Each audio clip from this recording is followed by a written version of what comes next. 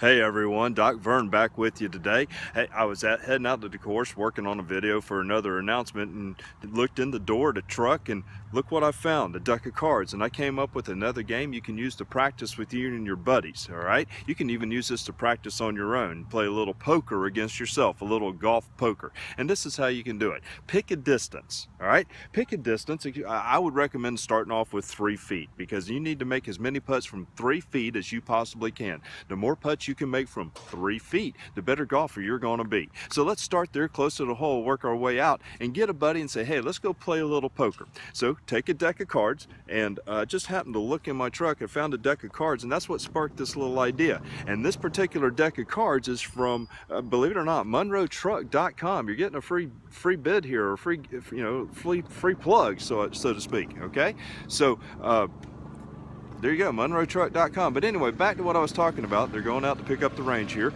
But anyway, play this little game. So you sit here and you take the deck, you shuffle it up. Okay, it's kind of hard to shuffle without a table, but we'll make it work. All right, and then so this is what you do. You take a card.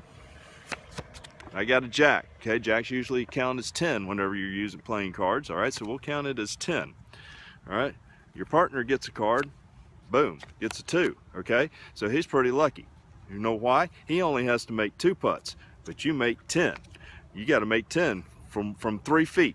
If you make 10 from 3 feet, you get to keep the card. If he makes 2 from 3 feet, he keeps the card, or she, whatever, whoever you're playing against, they keep the card. But you got to remember, 10's more valuable. You had to work harder for it. It's worth a little bit more. Oops, sorry, I didn't mean to bump the camera there, but we're on a roll. We're going to keep going, okay? So a little cockeyed, but we're going to make this work. So you play and you go through, and the idea, and I'd recommend, say, playing, you could either play 3-card guts for anybody out there that plays a little bit of poker, or you could play a little bit of maybe, say, play 21 against each other, 2 cards, and then that way you only have 2 cards. Maybe work your way up to maybe a 5-card stud game and make the best hand out of 5 or whatever, or 7 rounds. But you could do whatever you want with this game with the deck of cards, and it's very challenging, and it mixes up the practice.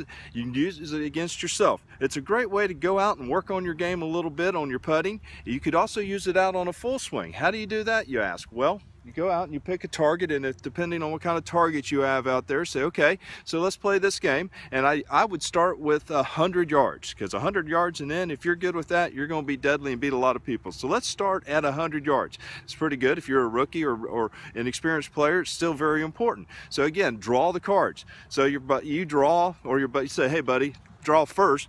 They draw a 7, very good.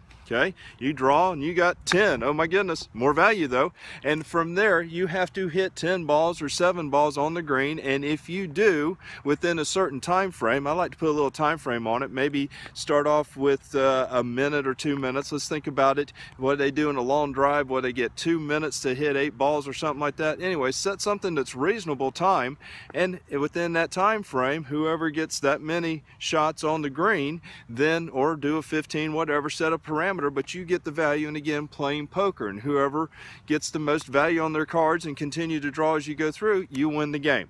And it's a nice way, and about that time, it's a good time maybe take a break and then go work on another part of your game. So play a little golf poker next time you're out practicing, and Doc Vern's sure that you'll improve your game.